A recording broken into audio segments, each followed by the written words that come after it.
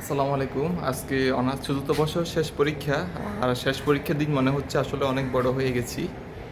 যেহেতু honours final পরীক্ষা শেষ করব, সো যথেষ্ট পরিমাণ সময় হচ্ছে। স্কুলের ঘন্টা বাজতেছে। সো যাই হোক, অনার্স ফাইনাল পরীক্ষা আজকে শেষ হবে, লিখিত পরীক্ষা। এরপর আর একটা ভাইভা পরীক্ষা থাকবে।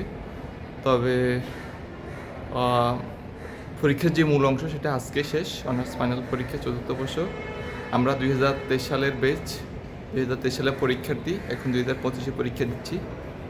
আহ, একদিক দিয়ে কষ্ট লাগতেছে, একদিক দিয়ে আনন্দ লাগতেছে। কষ্ট লাগার কারণটা হচ্ছে দীর্ঘ প্রায় 6-7 বছর ধরেই অনার্সে আমরা আছি। হ্যাঁ, যেহেতু সেশন জট লেগেই থাকে জাতীয় বিশ্ববিদ্যালয়, সো তার কারণে প্রায় সেশন জট প্রায় 6-7 বছর ধরে আমরা অনার্সে আসি। হ্যাঁ, আমরা কেউ ফেল করি নাই, কিন্তু যেহেতু সেশন জট লেগে থাকে, জাতীয় বিশ্ববিদ্যালয়ে সবসময় 2-3 বছর গ্যাপ থাকে, সেশন জট লেগে থাকে, ওর কারণে আমাদের পরীক্ষাটা আসলে অনেক লেট করে হচ্ছে।